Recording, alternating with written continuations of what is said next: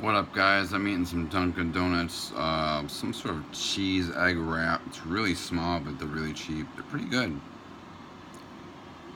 And of course, my Pete's. Although this is particularly a blend. I blended the Ethiopian with the Major Dickinson decaf because I didn't want to be like fully waking up. I want to go to sleep.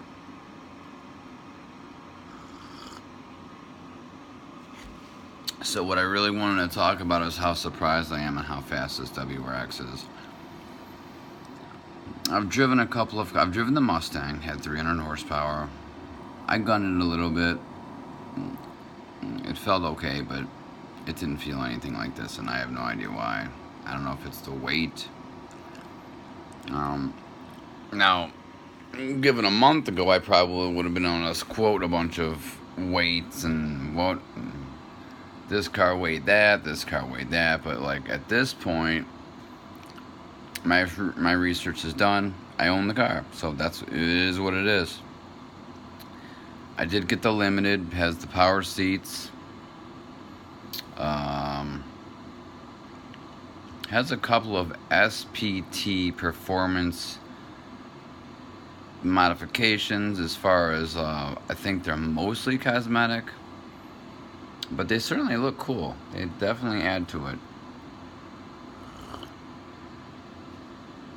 Not entirely sure about the brakes.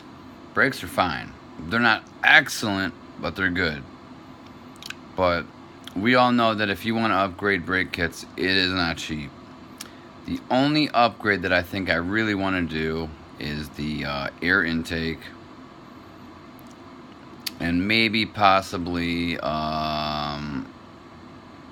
maybe an exhaust. I'm not sure.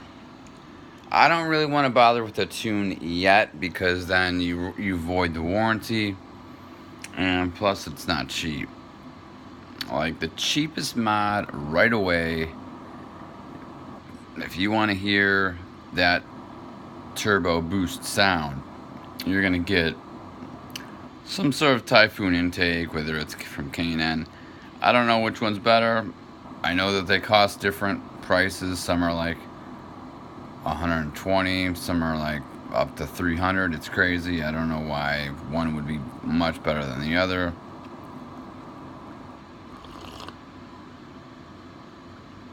But I take this car out and I'm just blown away, guys. I mean, we're comparing. If you're going out there and you're looking for cars, man, and you wrote off Subaru, I highly suggest you drive a WRX in a stick shift. Hopefully you can drive a stick shift. Do not get the CVT. I've just heard nothing but bad things about it. For once, I really didn't want it. Now, if they had a dual clutch system, auto, we'd be talking. Like, you know how Beamers have the 7 or 8 automatic, or the Mustangs have the 10 automatic. If they had that, where you could just basically mash it to the floor and that baby's gone, that's a completely different story.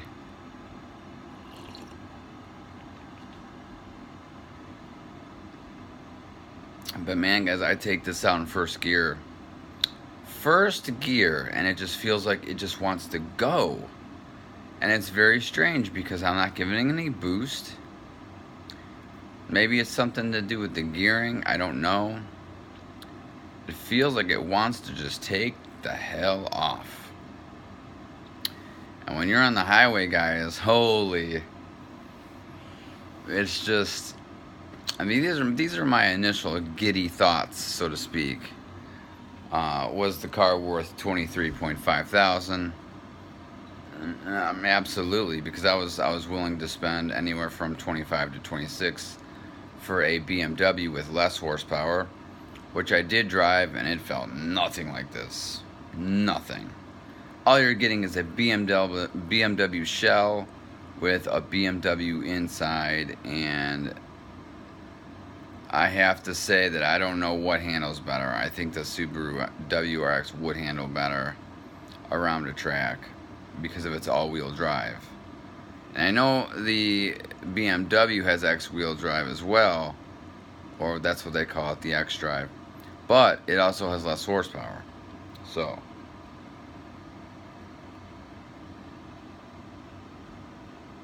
I really don't know what to say about it, guys. It's got a bunch of menus and stuff that I haven't figured out, but I really just get in it to drive it. I get in to drive, to go somewhere. The highway ride was immaculate. It drove nice and perfect. Didn't notice anything weird. The only thing I did notice is it might steer somewhat to the right, a little. Which, when I get new tires, I will probably have a realignment as usual. But the steering is very interesting. It's nothing like mine was. It's very stiff. It's very depending on what you're doing. If you're going fast, it stiffens out. If you're going slow, it's easier. And the clutch is fantastic. The clutch is just as good as a BMW clutch.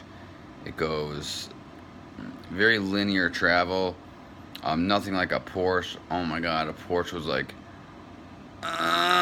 you really had to push that thing down hard and it would pop back up so fast. This one's just a very linear motion. Switching gears is no problem. I don't know if you guys have driven stick before, but what you can do is when you're driving, say you're going just in basic traffic, and then you have to stop. You don't have to put the clutch in. You can just take the gear shifter and just pop it into the middle, and it'll go into neutral automatically. It's something I've learned over the years, and I don't think it does any damage whatsoever. If anything, you're saving the clutch from extra work that it really doesn't need to do, because you're going to stick the clutch in, you're going to take it out of gear, and then you're going to take the clutch out again. It's essentially the same thing. I've tested it out. Say you're in third, and then there's traffic. Just pop it out of third. Seems good to me. If anybody has any advice, let me know.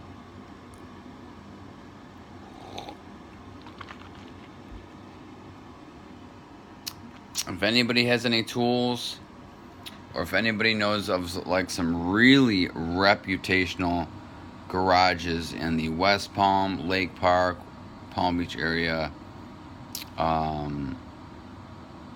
lost my train of thought.